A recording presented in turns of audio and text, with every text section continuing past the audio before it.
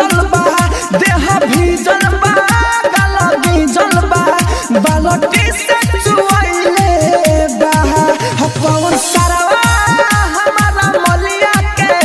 आज रंगवा लगइले बा रे कौन सरवा हमारा मलिया के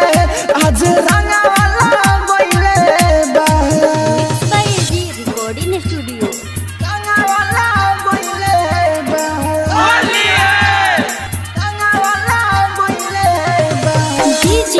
कंचन राज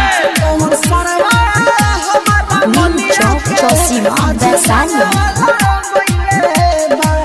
सोहली पाता जुलाई ओके छोड़म रे ओके छोड़म रे धक सारावा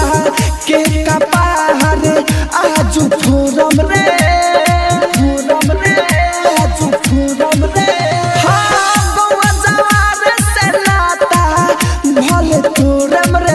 भले तोरम रे भले तोरम रे चली पाता जुलाई ओके छोड़म रे ओके छोड़म रे धक सारावा के कपार आज फोरम रे आज फोरम रे भले तोड़म रे भले तोड़म रे हम खुनवा सवारे बा गरम कपारे बा धुना मिलइले बा कौन सरवा हमारा मलिया के आज रंगवा लगइले बा रे कौन सरवा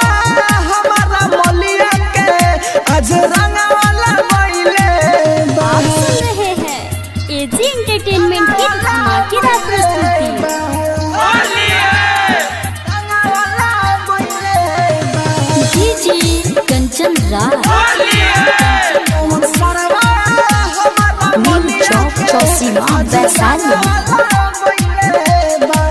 लाल पिया दिया के निया दे ओकरा डलले बा